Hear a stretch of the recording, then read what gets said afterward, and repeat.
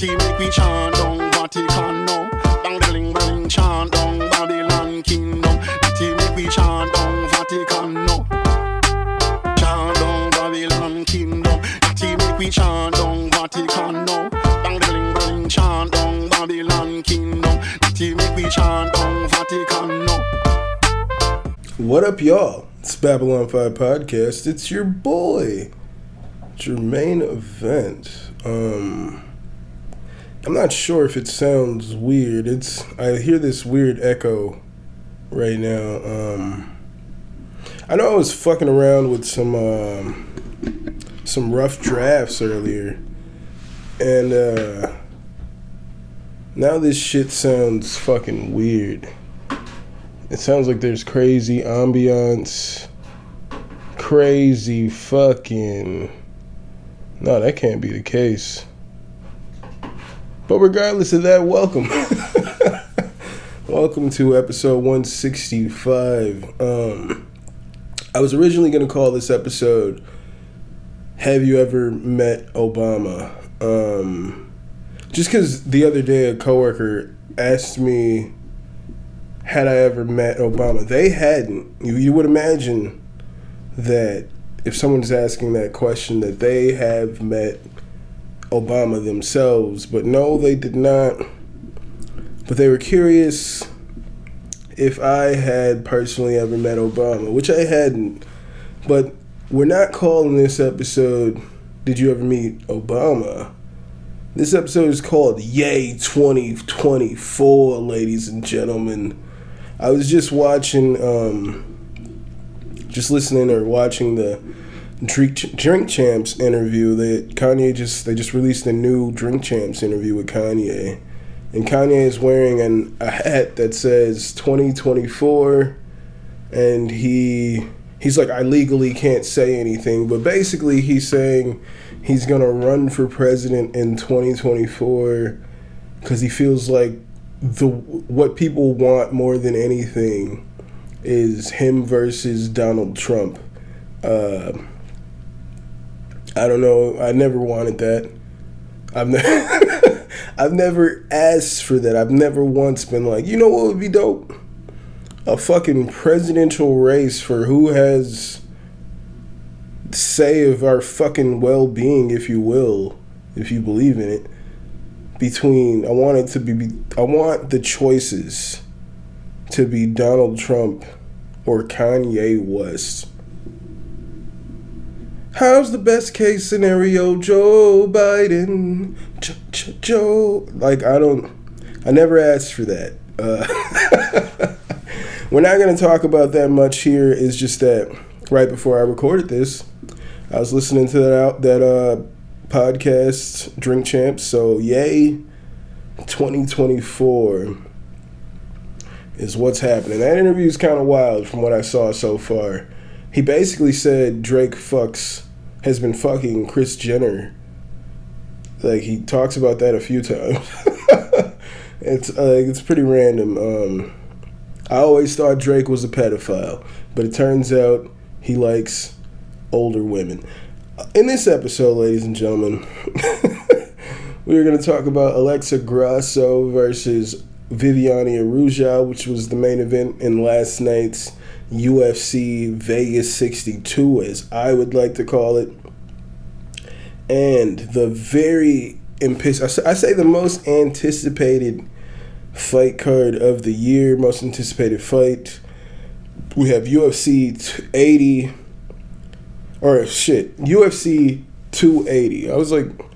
I feel like I fucked it up there at some point. I fucked up the whole thing. UFC 280. Very sorry, ladies and gentlemen. Headlined by Charles Du Bronx Oliveira versus Islam Makhachev. You can tell by my enthusiasm. If you guys have been listening to this podcast from the fucking beginning, you would have known that when Khabib was still the champion, I picked Charles Oliveira to be the next champion. I thought Charles was going to beat Khabib Nurmagomedov. So we'll talk about that later. Also on that card, we have Aljamain Sterling versus TJ Dillashaw. If you guys are on Twitter right now, fuck Jesus, Jermaine, get off of Twitter. Apologize and just delete all those tweets. Jesus.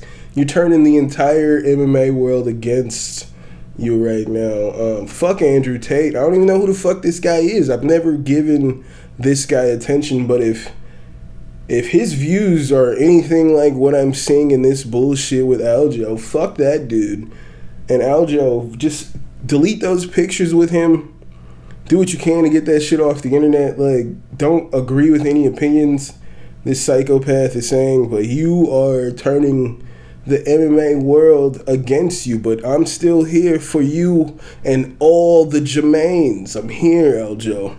We're going to talk about that fight later. We're also going to talk about Petr Yan versus Sugar Sean O'Malley. What is going to happen when the Sugar Show comes to Abu Dhabi, Fight Island, ladies and gentlemen. There's a lot of bangers on this card. We got Beneil Dariush versus Mateusz Gamrot. That's a fucking banger right there. Also, what we're going to talk about is Bilal Muhammad versus Sean Brady.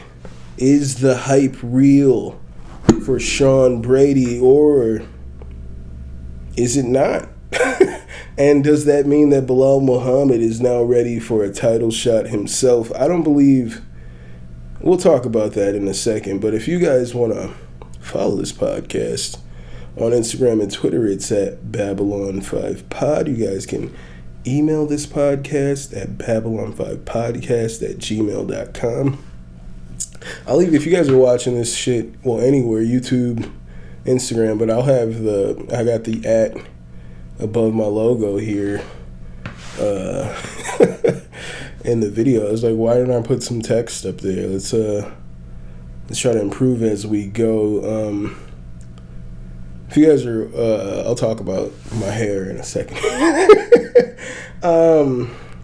If you guys want to hit that like button anywhere that you're listening to this podcast or watching on YouTube, hit that like button, subscribe. It'd be so amazing.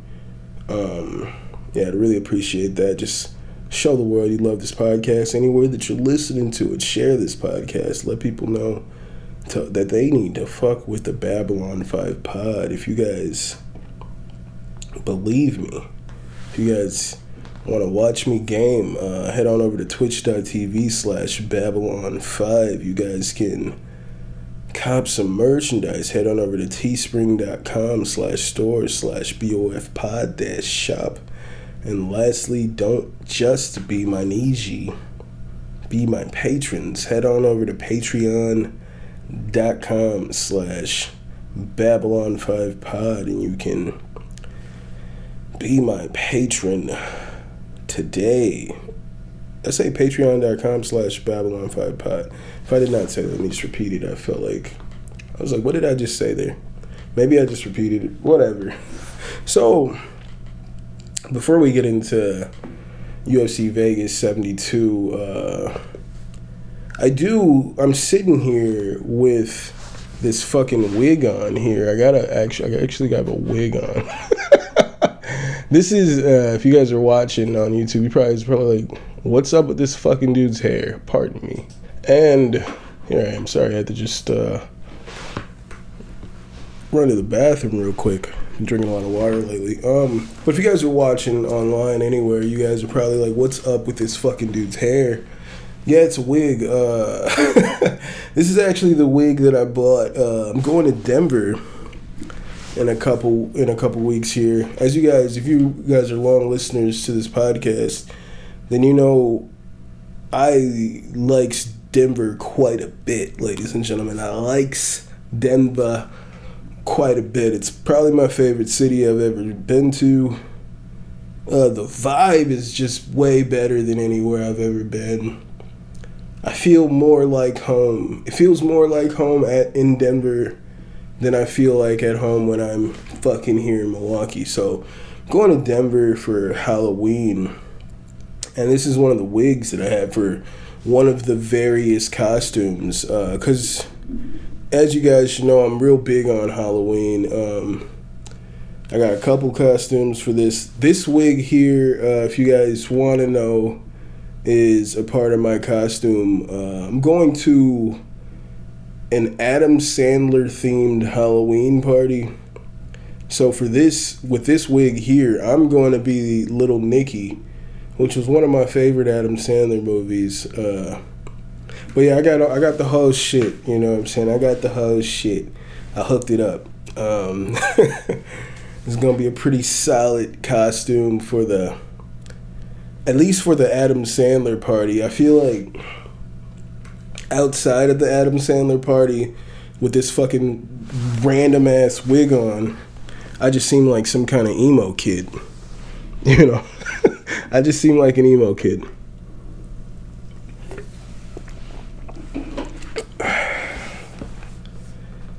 But yeah, that's why I'm wearing this wig. This is my wig for my Little Nicky costume, and I just last minute before I recorded was like, that looks different. So I'm throwing this wig on before we go for no other reason other than it looks different content wise. I don't like for these videos to look the same, you know, week after week on my Instagram shit. So here we go, a little bit of different looks with this random ass wig. UFC Vegas 62. A lot of good fights on that card. If you guys did not watch UFC Vegas 62, please go and check that out. Why not? That's what we're talking about here. First fight on the card, Mike Jackson got sent to the fucking Shadow Realm. As I said last week, I don't fucks with Mike Jackson. What he did to CM Punk in his second fight was so gross to me. The way he was just out there trying to embarrass Punk was just foul. If you feel like you can win the fight, finish the fight then. Mickey Gall didn't go out there and just like, let me just fucking give him a wet willy, my nigga. He gave him a wet willy. Are you kidding me right now? Like, it was foul. So, to see Mike Jackson get sent to the fucking Shadow Realm at the start of this card, my hat's off. I don't even know the name of the guy he fought, to be honest with you. I don't remember. Whatever it was, my hat's off to you, my guy. Thank you. But in the main event, you got Alexa Grasso here defeating Viviane Araújo. And I felt like this was a pretty decent fight. It showed that both ladies could definitely go 5 rounds. I think this is Grasso's first 5-round fight. Dude, I love her swagger. If you see this picture here, just when she comes forward with her hands up, just a great, like, I feel like, man, like, she's very successful in MMA. She was great when she was taken down. She knew how to get up off of the ground, get out of those bad positions, and get back up and, like, work her boxing game. Her boxing was great. Araújo, you know, when she was landing, you know, she clearly had more power, but Grasso was just the technique and her grit. She's built Mexican tough, dude. Shout out to Alexa Grasso, fighting out of Guadalajara. She's a beast, man. Her swagger in there.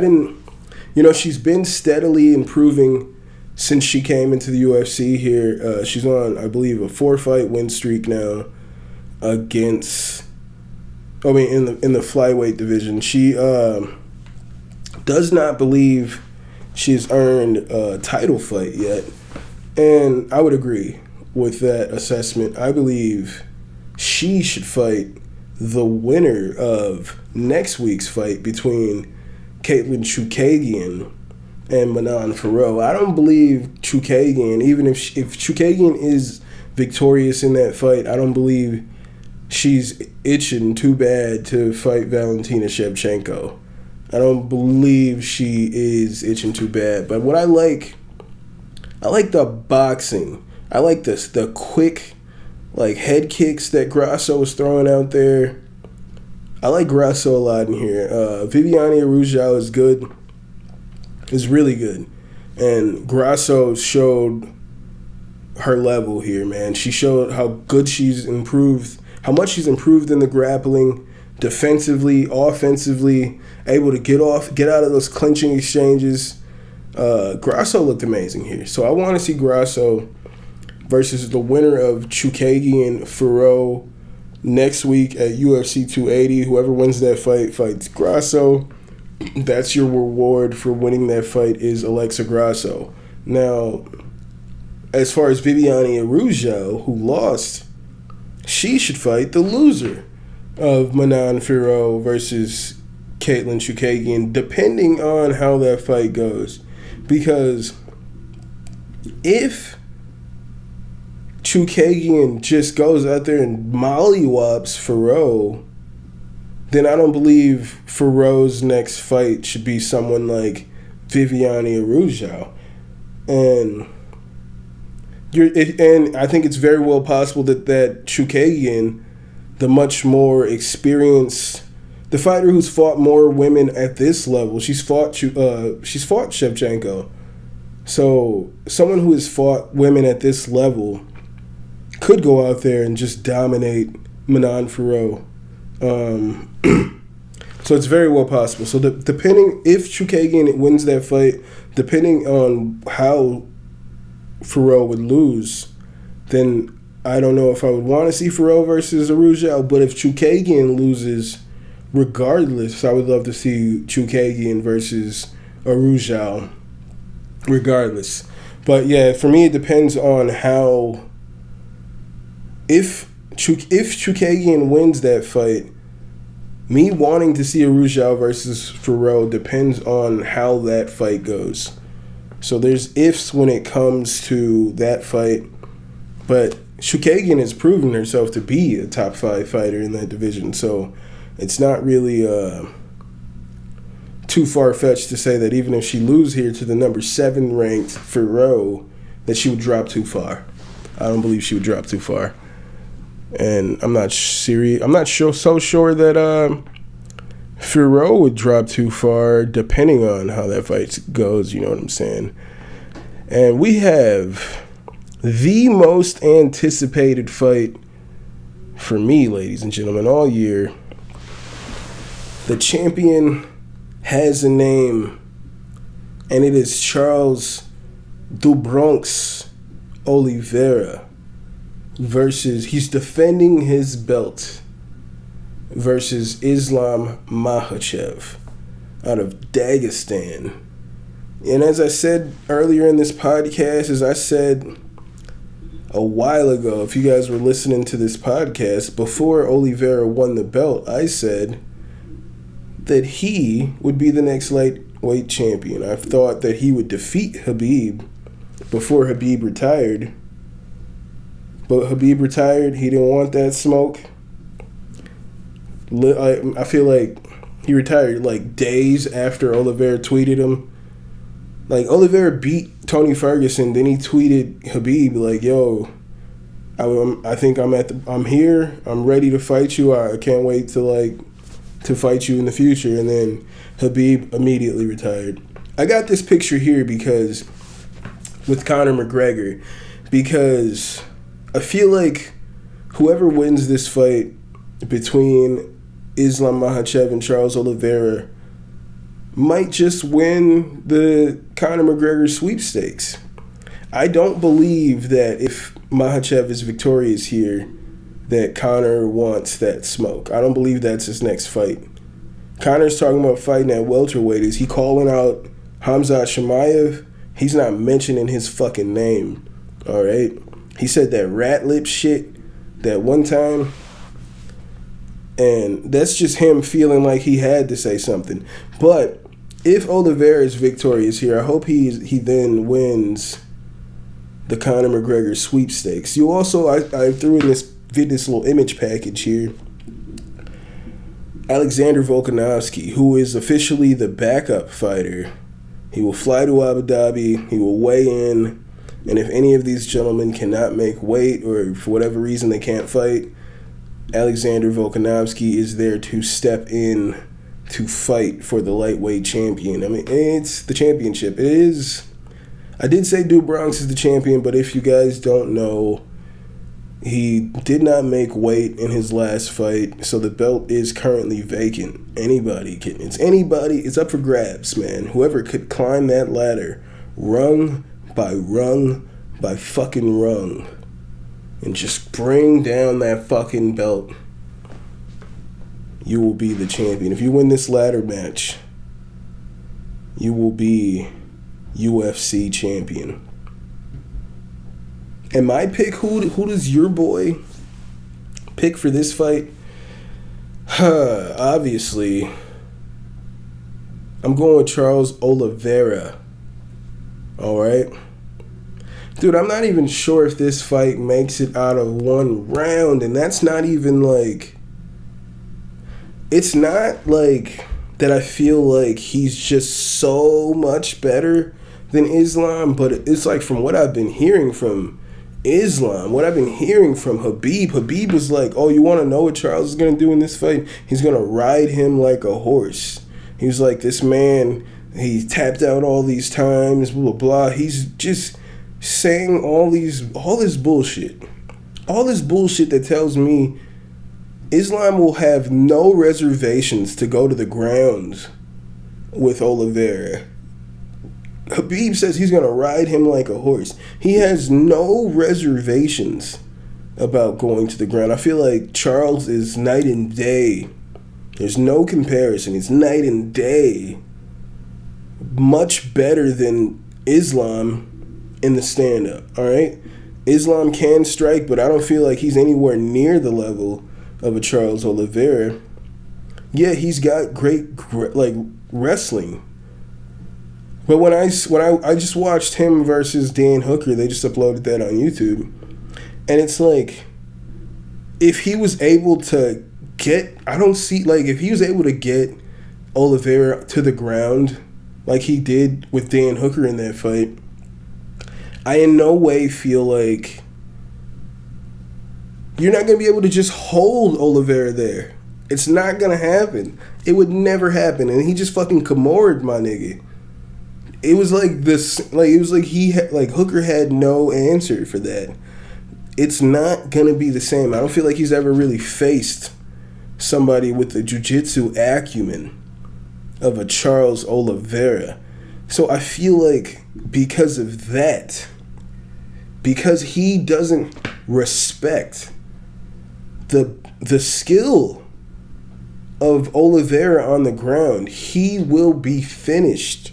He's going to put himself in a bad position because they're of the thought that Charles isn't as good as other people think he is. And I think he's in for a rude awakening when we have should be and still, but it will be and new two-time UFC lightweight champion Charles "The Bronx" Oliveira, ladies and gentlemen. That is my pick for the main event. And in the co-main event, ladies and gentlemen, Jermaine Sterling defends his belt for all the Jermaines versus TJ Dillashaw. As I was saying, man, Aljo, it's some gross shit I seen. Aljo was agreeing. No, actually, if y'all want to go on Twitter and see the whole Andrew Tate thing, I don't want to, like, say something here and, like, make assumptions. Maybe I'm reading, maybe I'm not reading. I haven't, like, seen everything. As I said, I don't know who this Andrew Tate guy is. I'm coming in and seeing a few tweets. I'm seeing people that I follow being hurt by what is being said here, and I don't know. So, if y'all want to head to Twitter and check out the whole situation with Jermaine Sterling, y'all can do that yourselves. Moving on. Jermaine Sterling versus TJ Dillashaw, UFC 280. I believe that Aljo will outclass TJ Dillashaw in this match. I feel like if TJ is somehow able to keep it standing, then it's actually 50-50 at that point. But I feel like Aljo will have no trouble taking TJ's back, taking him to the ground. He'll have no trouble with the grappling here. I feel like he's just so much better than TJ in this one. I feel like I feel like TJ got his ass beat against Corey Sandhagen in his very last fight, and he got gifted a victory. He shouldn't even be here. He shouldn't even be here. There's no way in my mind that I see TJ Dillashaw winning this fight. Unless Aljo comes out and twists his ankle or some shit. Makes a misstep. Aljo has to make 1,000 mistakes, in my mind, for TJ Dillashaw to win this fight. He's just not that good, in my opinion. He's good, but he's not that good. He's not gonna... If you put him against Petr Yan, I think Yan destroys TJ Dillashaw. I think he's just a much better fighter all around than TJ Dillashaw, both Yan and Sterling. So I don't give TJ... What is he going to do against this? If he ends up in that position? Nothing. If TJ ends up with Aljo on his back, it's over. All he's going to do is wait for it to be fucking over. Alright? I give this man no chance against Aljo. Jermaine Sterling is going to win, and still, for all the Jermaines, ladies and gentlemen, for all the Jermaines. Also on this card, we have Petr Yan, the aforementioned Petr Yan, Petr Yan, however the fuck, Peter, however you pronounce his name, Petr Yan versus Sugar Sean O'Malley, ladies and gentlemen. O'Malley 15-1 and Yan 16-3. A lot of people, when this match was announced, I think it's just given the rankings. I don't even know if O'Malley is ranked at all, and Yan is ranked number 1. Yan is the number 1 ranked fighter right now, and I don't even know if O'Malley's ranked. If he is, he's like number 10 or some shit like that. So everybody's like, yo, this is a mismatch. This is a terrible matchup for my boy. I don't know, man. I think Sean has the skill here to definitely defeat Petr Yan. He's just going to be so much faster than him. It's only 3 rounds. Like, it's just a 3-round fight. He's going to be so much faster than him, I believe. I could be absolutely wrong there. But I think O'Malley will be so much faster, and his striking is just... He's going to be able to set these traps, and we have seen a mental lapse in the fight IQ of Petr Yan, Piotr Yan. We've seen it. I'm going against the grain here, if you guys don't know. I'm rolling with Sugar Sean O'Malley to upset Petr Yan. I say the one big flaw that I've seen, I forget what I was watching. It was some shit I seen online, but it was claiming that 74% of the leg strikes have landed on Sean O'Malley. Like, when you look at that and it was just like a clip of all these people throwing the strikes when he checks them and yada yada yada. It's like, fuck, was the Chito Vera victory really a fluke? I know a lot of people, that's the big argument there, but like, if you look at the fact that he doesn't do a good job defending leg kicks, and it has continued, that trend has continued. Munoz landed the most leg kicks on him out of all of his opponents, which was his very last fight. This trend has continued. So if there's any real route to victory for Yan, I'd say it's exploring those leg kicks, because he's definitely going to want to slow down the movement of a Sean O'Malley, who I feel like is going to be better than him in Abu Dhabi. I'm rolling with Sugar Sean O'Malley to welcome Petr Yan to the Sugar Show, ladies and gentlemen. What are we going to talk about? Let's talk about Beneil Dariush versus Mateusz Gamrot. Alright, this is a lot of fight right here. I think this could end up being fight of the night. I think it's going to last much longer than the main event. Potentially much longer than Aljo versus Dillashaw. I believe this will be the fight of the night right here, ladies and gentlemen. Beneil Dariush, upset.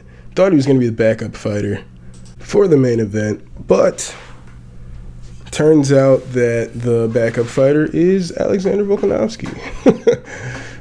He thought he was going to be a backup fighter. I guess he said he was told that, but then the theories are that he was told that from Ali, of course. Shout out to Ali. I know people hate on Ali, but he's probably the best manager in all of MMA.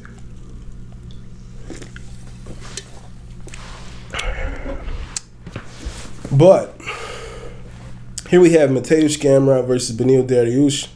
There's a lot of fight here, ladies and gentlemen. I believe this is going to steal the show as fight of the night. And who am I rolling with?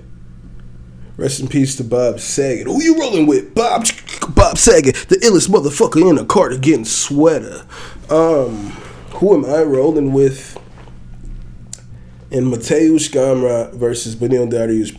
Gamrot is coming off a victory over someone. If you guys are a long-time listener, first-time caller, then you would know that I fucking love Arman Tsarukyan. I still think Arman Tsarukyan will be a future UFC champion. He's a beast. And Gamrot went toe-to-toe with that man. They were so even. I feel like I scored it for Arman, but also I'm like biased. I fucking love Arman Tsarukyan. So I scored it for Arman. It was very controversial. A lot of people feel like it could have gone either way. I believe the Weasel did a breakdown, and based off of the scoring, Tsarukyan should have won the fight. That's neither here nor there. It was a great fucking fight. Great fucking fight. I think Gamrot will be successful here. How good he looked against Arman Tsarukyan showed me a lot. I think he's just going to be better than Dariush here. Dariush looked good against Tony Ferguson, but fuck, by this point, I'd look good against Tony Ferguson. Goddamn. I'm just playing. I look terrible against Tony. Finish me in a few seconds. I'm going with Mateusz Gamrot. Gamrot he showed me in his UFC fights here, and just especially against Arman Tsarukyan, that he's just such a high level, I think, and he can do so much from everywhere. So much from everywhere. And Beneil is good. This is going to be a great fight here. As I said, this could be fight of the night. I'm rolling with Mateusz Gamrot to get the W in this one. But mark my words, ladies and gentlemen, this is a lot of fight here. All right, this is a whole lot of fight. This is going to be fight of the night here, ladies and gentlemen. Also on this card, we have Remember the Name, Bilal Muhammad taking on Sean Brady. I am not sold on Sean Brady. He won his last fight against Chiesa, which made no sense to me as someone who refers to what I believe I understand of the scoring criteria, which tells me damage trumps control time. And when I say yo, he should have lost against Chiesa, people were like, what? He had 15 minutes of control time. But you only factor that in if the damage is even. Well, no, if the damage and it's the last thing. Everything in that fight has to be bone even. Just fucking even. I was going to say bone dry for some reason, but it just has to be even. And then if everything is even, then you're well, Now we have to go off of control time. But you don't go off of control time unless everything else is even. Unless everything else in that fight has to cancel each other out before you even mention control time. So it's crazy to me that people usually like, no man, he controlled him, but did he fuck him up? Did he fuck Chiesa up? No, he held him down, dude. He didn't do much damage at all. Only person that was actually doing damage in that fight was Michael Chiesa. So I'm not sold on Sean Brady, but I am sold on Belal Muhammad, who looked phenomenal against Vicente Luque when everybody thought Vicente Luque was a world beater, future champion, potentially. And I think Belal is going to end that hype train of Sean Brady. That's my personal opinion. I believe that Belal, who's going to be cornered by Habib in this fight, I believe he will just be better. He's just going to be better than Sean Brady everywhere. Brady's going to rely on his wrestling as he should.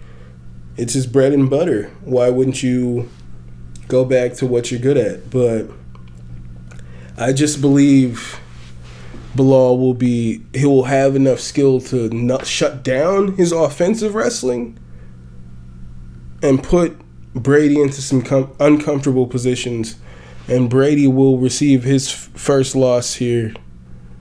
I believe that's what will happen. I would love to be proven wrong. Prove me wrong, Brady. Show me that you're fucking much better than I feel I've seen in your fights so far in the UFC. I love being wrong. I only go off of what I think I'm seeing, what I think I understand. Try to judge these fights by what I believe I understand to be read in the scoring criteria. But especially when these fighters come out of here, if I think Caitlin Chukagian should easily defeat a 9-1 Manon Fiorot, and Fiorot goes out there and dusts her off, then I'm happy about that. I'm happy that happened. That means they're improving, or at least, you know what I'm saying. At least they're better than what I thought. There's something that I didn't see. I love being wrong here. But this is a fucking dope card here. You got Mahmoud Muradov fighting Cairo Borralho.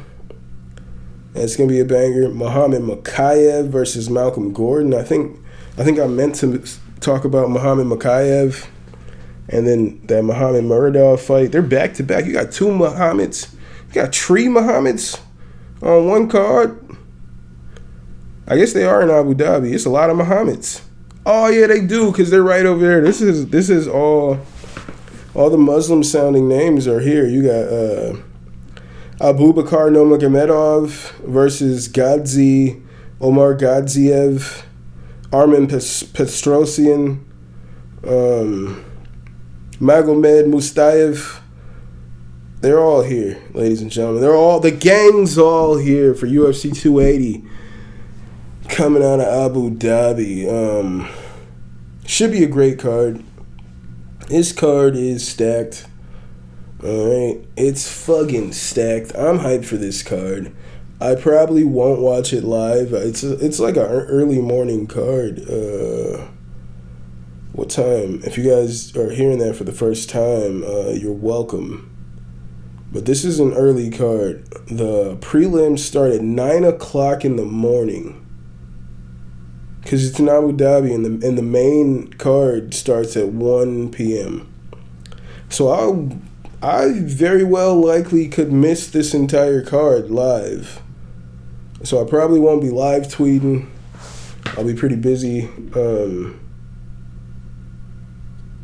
But yeah, it's an early card if you guys don't know, UFC 280. So set your alarms or some shit. Set a reminder that on Saturday the card starts at 9 o'clock in the morning. If you are so inclined to watch some early fights. I love when the fights are early, but I hate when your boy can't be there to watch them. And if you guys would like to follow this podcast on Instagram and Twitter, it's at Babylon 5. I was trying to point to the socials there and I fucked up.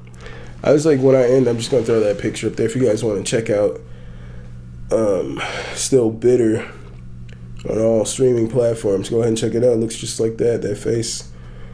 My face right there. Without this long ass hair. I don't know how to comb white hair, ladies and gentlemen. I don't know how to comb white hair, this wig. When I hear like, you're gonna see this, like, yo, this shit's all over the place. You could at least, is it nappy? Do white people get naps? It's just messy. I don't know how to comb white hair. As I thought, I was like, man, I need to comb it. And then I was like, how do you comb white hair? That was my next thought. So it's gonna be messy until then. Because it never occurred to me of how to comb white hair. But if you guys would like to follow this podcast on Instagram and Twitter, it's at Babylon5Pod. You guys can email this podcast at Babylon5Podcast@gmail.com. If you guys would like to hit that like button, I'd appreciate it so much. Share, subscribe, do the whole thing. Why not? Check it out. Yeah, I threw a check it out there. Shout out to Your Mama's House podcast. I've been like listening to a lot of that shit lately. Like, not a big fan of Christina P, but but I've been listening to that shit a lot lately. If you guys believe me, if you trust me, believe in me, then you guys should follow me on Twitch at twitch.tv/Babylon5. You guys can cop some merchandise by going to teespring.com/store/BOFpod-shop. And lastly, don't just be my Negro, be my patrons. Head on over to Patreon. Oh, I meant to say Niji. I throw that Negro out there from time to time, and I don't mean to anymore. I try not to say it, but I say nigga like 1,000 times, and then I judge myself for saying Negro one time. Don't just be my Niji, be my patron. Head on over to patreon.com/Babylon5Pod so you can be my patrons today. This has been episode 165. Yay 2024, ladies and gentlemen. I doubt I'll vote for him. I mean, maybe. We'll see. I feel like it's all a joke.